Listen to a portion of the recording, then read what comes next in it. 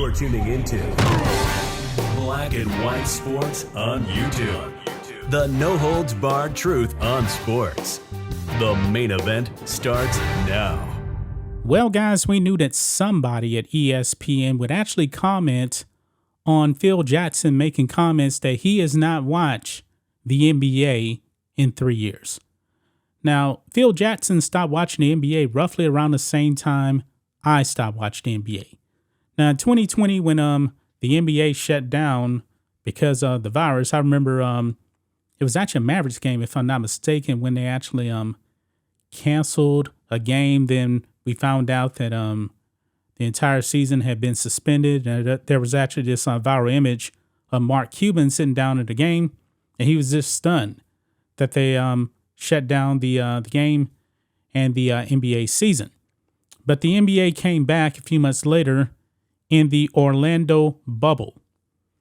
And they had teams there. I believe it was something like 10 teams there, if I'm not mistaken. And then we found out that the NBA was going to go all in, kneeling for the national anthem, put a Marxist organization and symbol on that court. And I was like, I'm not watching this. I am not going to watch this. And guess what, folks? Everybody was at home and nobody watched a single game in that NBA bubble. And the NBA truly has not recovered. Now, of course, in 2020, that was the lowest rated NBA finals of all time. Then it came back the next year. Of course, it was going to increase, but still, the NBA cannot get people to watch their product.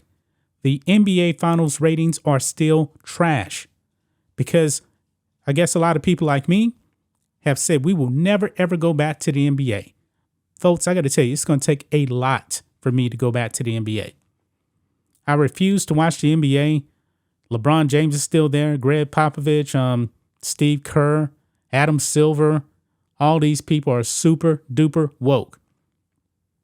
Now, back in the past during the Jordan era, I'm pretty sure that players had their own political opinions. However, they left it off the court. They weren't on the court like who was the coach? Greg Popovich, before the game, actually talking about gun laws and stuff like that, making a blatant political opinion.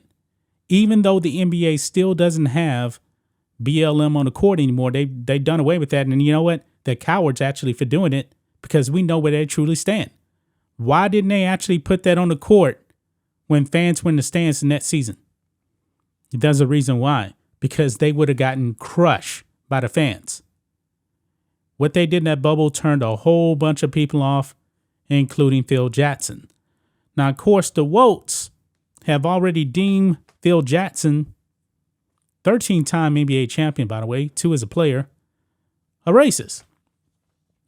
Now, Jalen Rose here, who is one of the most woke people at ESPN. Remember, this guy actually made a video slamming Mount Rushmore, because it's cool post George Floyd to actually go after American monuments.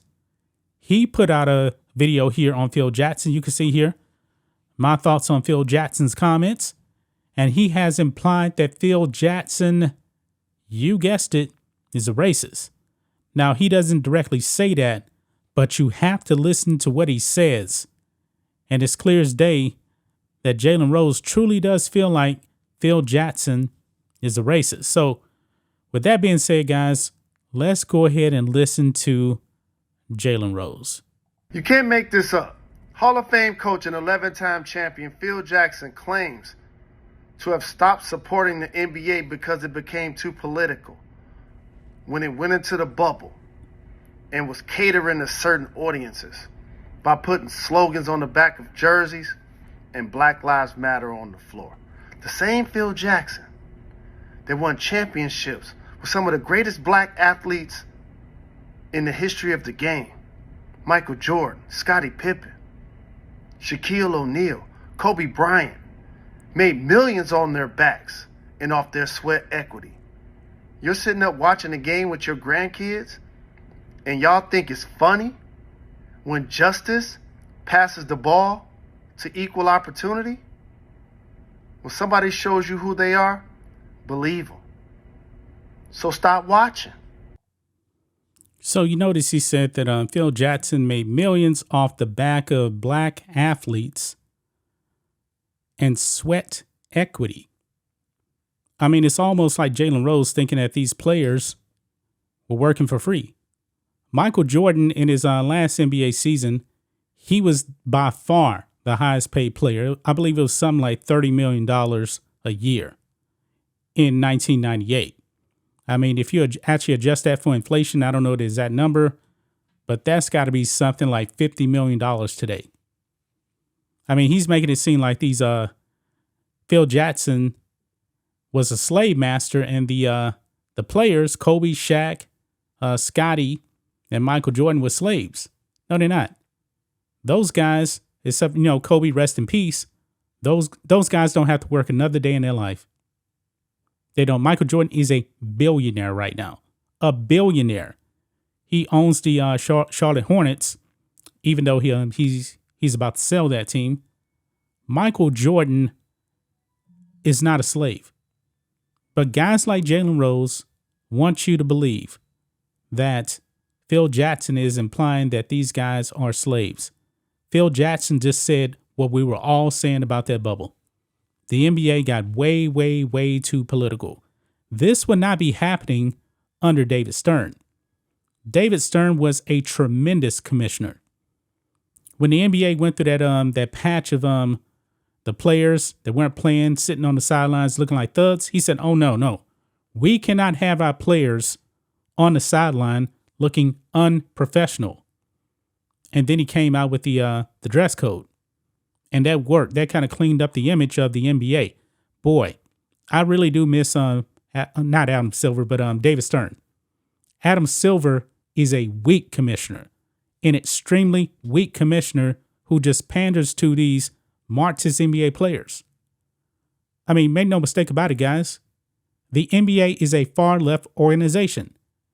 They speak out about social justice here, but they remain silent on the atrocities that are happening over there in China.